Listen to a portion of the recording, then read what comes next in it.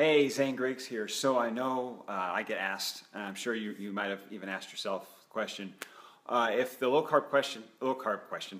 carb diet is the way to go, is the thing that can reverse diabetes and change our health and prevent heart disease. Okay, so why are the medical authorities and the health authorities and government, all recommending that a higher carb diet is actually the healthier approach, what they call a more balanced diet? This high carb, with a low fat diet is better to prevent diabetes, help with weight loss, heart disease, strokes, cancers.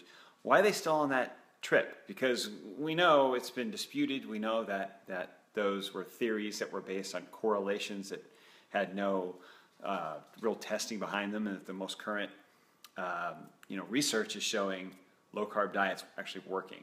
Okay, so why are they still with it? Short answer is fear and money. Okay, and I think that's true for a lot of authorities that stick with a losing dogma, but fear and money.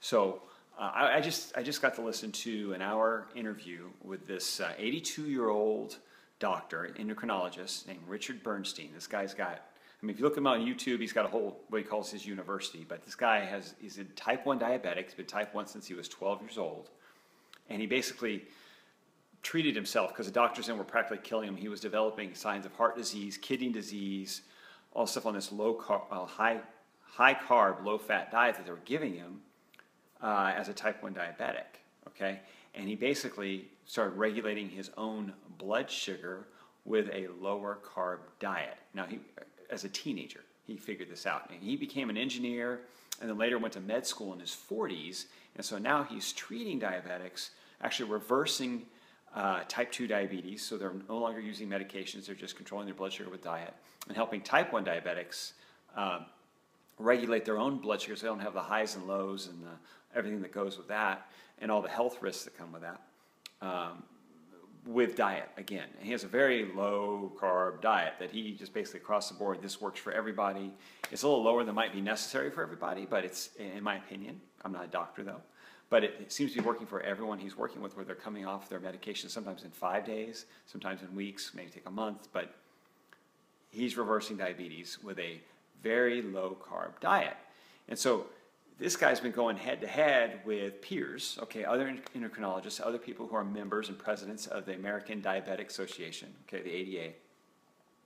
And for decades, he's been asking them, why are you guys still recommending, this works, why are you still recommending these high carb diets?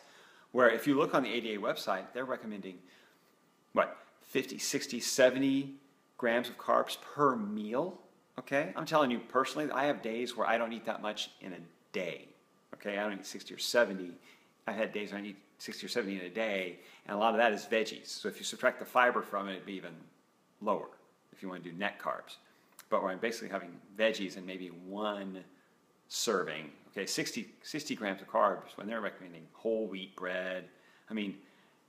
It's crazy because they are still on the calories a calorie. It doesn't matter how many calories, but hey, try to regulate to keep balance. 2 servings of carbs per meal.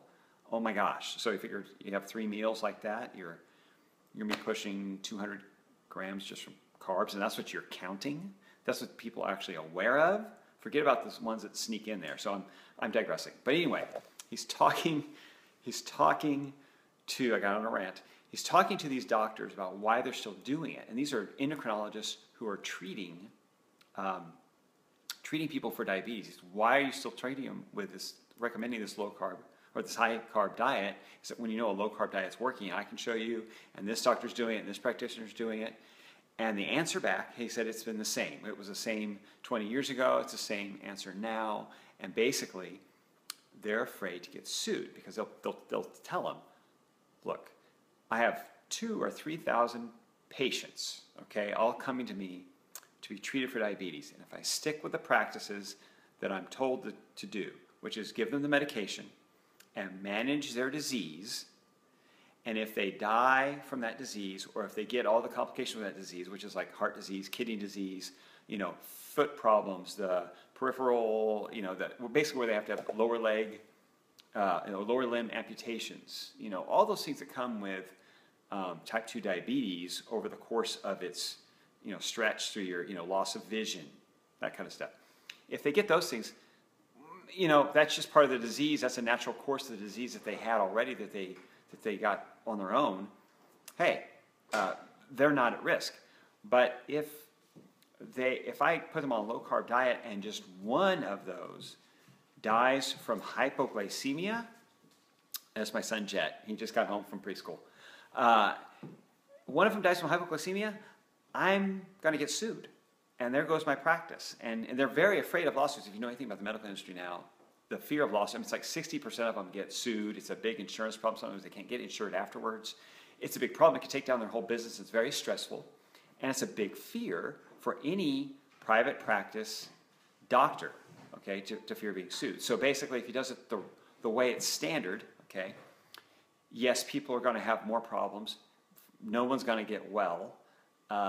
They're going to continue to be sick for the rest of their lives, but he won't get sued. If he starts, taking the low-carb approach, and one of those 2,000 or 3,000 patients dies from having low blood sugar because the low-carb diet wasn't managed exactly as it should have been, and their blood sugar crashed, and they didn't get some sugar in them, okay, to bring it back up, he gets sued, and there goes his practice. So not a strong motivation to go towards a low-carb diet. Another thing he mentioned was the sponsors for the ADA, the American Dietetics Association. He said at one point he knew they had a contract with Domino Sugar to recommend Domino cane sugar, okay, as a sweetener. It was a recommended sweetener from the ADA, which is just insane. And of course, there were other contracts and business relationships with other food companies that would be on the recommendation list for diabetics that had, of course, a certain amount of, probably low fat, sugar filled, whole wheat bread, the whole grain stuff, which, by the way, if you don't realize this, whole wheat bread will send your blood sugar up faster than just straight up glucose. Look at the glycemic index, it's higher than glucose, okay? So basically, faster than eating sugar. You eat the whole wheat bread, it sends it up faster than sugar, okay? Higher than sugar, I should say. So they're still recommending the whole grain, the whole wheat bread, the whole, cereals, all that stuff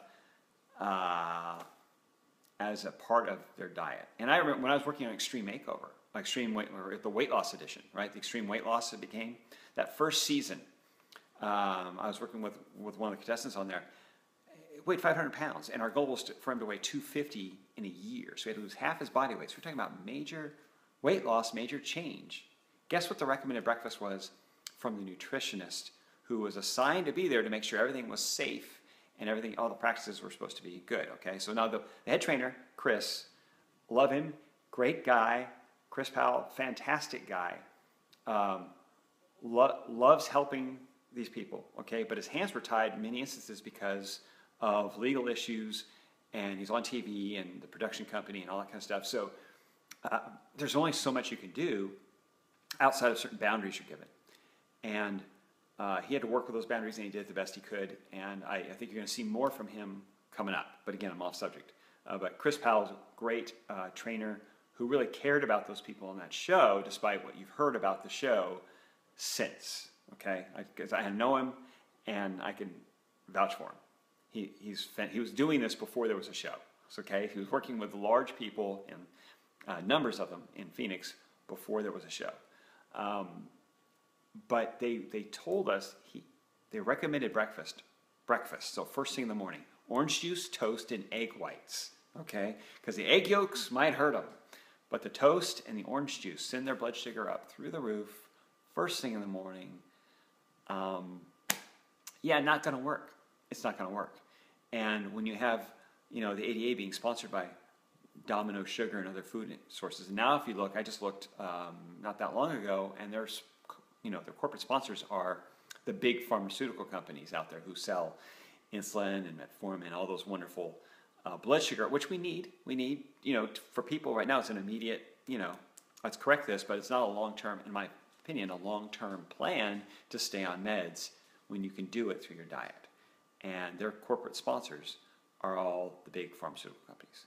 So consider that. Consider the money and the fear as a motivation for sticking with the high carb dogma and not moving towards what progressive medical practitioners are doing now, which is low carb diet, and seeing people coming off their meds and diabetes being reversed. So if you know somebody that could benefit from hearing this, hey Jet, he likes the camera. I got a kid who likes the camera, who could benefit from seeing this. Please share, mention the name in the comments, and again, little elf. If you have seen significant changes in your life and the way you live, okay, buddy, you live from making a change from a high carb diet to a low carb diet, I'd love to hear about it. Post it in the comments below and share with the class. Let everybody else know how your diet, how your lifestyle has changed. Maybe some health improvements, health markers have changed and improved from your switch from a higher carb diet to a low carb diet. I'd love to hear it. I'm sure everyone else will benefit as well. Talk to you later.